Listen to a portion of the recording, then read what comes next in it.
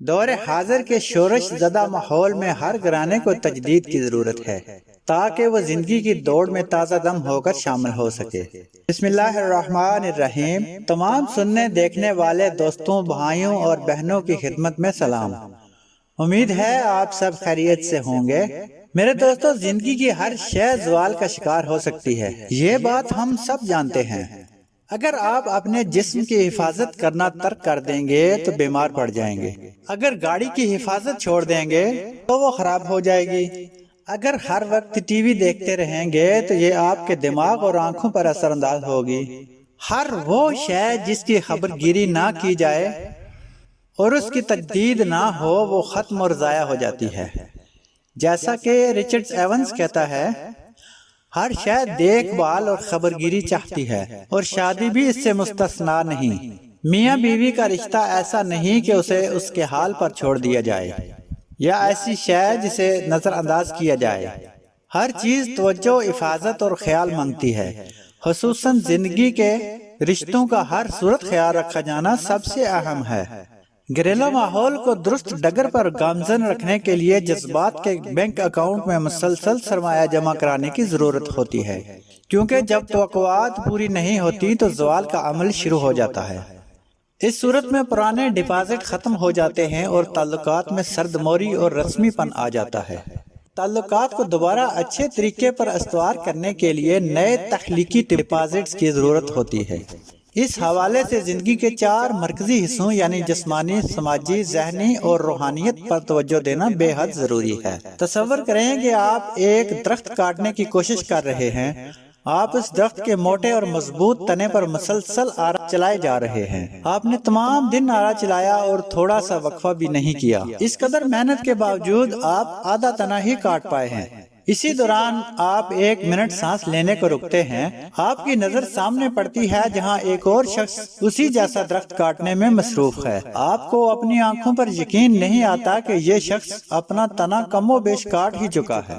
حیرت کی بات یہ ہے کہ اس نے آپ کے ساتھ ہی کاٹنا شروع کیا تھا اور اس کے تنے کا سائز بھی آپ کے تنے جتنا تھا۔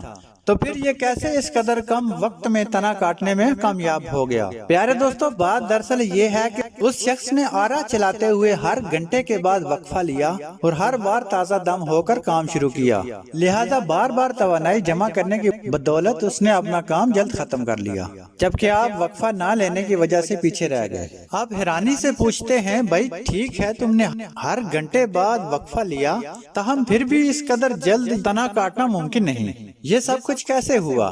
وہ جواب دیتا ہے، تم نے مجھے ہر گھنٹے بعد وقفہ لیتے تو دیکھا، مگر شاید اس دوران آرا تیز کرتے نہیں دیکھا۔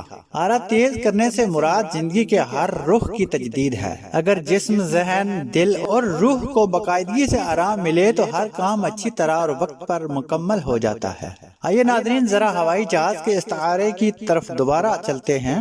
یہ عادت یعنی تفریح یا تجدید جہاز میں باقاعدگی سے ایندھن بھرنے اور اس کی اور ہالنگ سے مشابہ ہے۔ اس کے ساتھ ساتھ پائلٹ اور دیگر عملے کی تربیت اور صلاحیتوں میں بہتری لانے کی ٹریننگ سے بھی تشبیہ دی جا سکتی ہے۔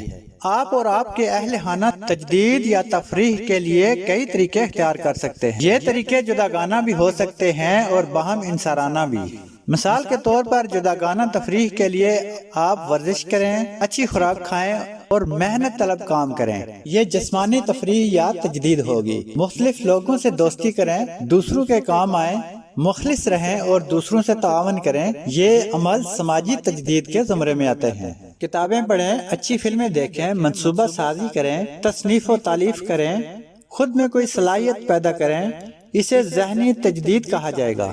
عبادت کریں، مذہبی کتب کا مطالعہ کریں، اصولوں پر قائم رہیں، اسے ہم روحانی تجدید کہیں گے۔ بعض لوگ صرف جسمانی تجدید پر توجہ دیتے ہیں اور زندگی کے دیگر 4 پہلوؤں کو نظر انداز کر دیتے ہیں، جو کہ ٹھیک نہیں۔ ایسے لوگ گھریلو اتحاد اور اطمینان نہیں پا سکتے، جو صرف 4 پہلوؤں پر توجہ دینے سے ہی حاصل ہو سکتا ہے۔ اس سے کوئی فرق نہیں پڑتا کہ آپ کا ماضی کیا تھا اور حالیہ صورتحال کیا ہے۔ تجدیدی روایات ایسی چیز ہیں جن سے آپ آگاہ رہ سکتے ہیں اور انہیں اپنے گھرانے میں شروع کر سکتے ہیں۔ صرف اپنے گھرانے پر ہی نہیں بلکہ دیگر رشتہ داروں کو بھی شامل کیا جا سکتا ہے۔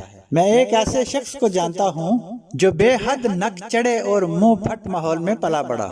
خوش قسمتی سے اس کی شادی ایک ایسی خاتون سے ہو گئی جو نہایت اچھی خصوصیات کی مالک تھی۔ اس نے اپنے شوہر کو اپنی حقیقی پہچان بحال کرنے میں مدد دی اور اسے یہ احساس دلایا کہ وہ کیا ہے اور اس کا رویہ کیسا ہونا چاہیے۔ جوں جوں اس کے خیالات میں تبدیلی آئی، وہ اپنے ماضی کے متعفن ماحول سے آگاہ ہوتا گیا۔ یوں وہ روز بروز اچھی اقدار سے روشناس ہونے لگا۔ بیوی کا خاندان بھی بظاہر عام سا خاندان تھا، تاہم اس میں مسائل سے نبرد آزما ہونے کے لیے درکار صلاحیتیں بدرجہ اتم پائی جاتی تھیں۔ اب اس شخص کی عمر 40 سال سے زائد ہے اور وہ ایک مثالی شخص کے روپ میں ڈل چکا ہے۔ گھریلو تجدید انسان کو جسمانی، روحانی، ذہنی اور سماجی حوالے سے صحت مند بنانے میں مدد دیتی ہے۔ اگر انسان کو ان چاروں میں سے کسی بھی رخ سے تکلیف کا سامنا ہو تو تجدید اسے دور کرتی ہے۔ تجدید کی قوت کو پہچاننے کی بدولت خوبصورت اور شائستہ گھریلو ماحول کی تخلیق کے لیے تمام اقسام کے میل ملاپ کے دروازے کھل جاتے ہیں۔ ناظرین محترم، ہم جتنا وقت دوسروں کی خامیاں تلاش کرنے میں صرف کرتے ہیں، اگر اس سے آدھا وقت بھی اپنی غلطیاں درست کرنے پر لگائیں تو شاید ہمارا شمار بھی اولیاء میں ہونے لگے۔ لیکن یہ ہمیں گوارا نہیں۔ ہم چھوٹی چھوٹی اور بالکل معمولی سی غلطیوں پر بھی تنقید اور نکتہ چینی کے ایسے لیکچر سناتے ہیں جیسے ہمیں اس کام کی تنخواہ ملتی ہے۔ میرے دوستو، اپنے آپ کو سنبھالیں، ہر وقت اور ہر لمحہ اپنی تجدید میں لگے رہیں، آسانیاں بانٹیں، مسکراہٹیں بکھیریں۔ یہ 4 دن کی زندگی کیا معلوم کب ختم ہو جائے۔ خوش رہیے، ہنستے مسکراتے رہیے، دعاؤں میں یاد رکھیے گا۔ اللہ نگہبان۔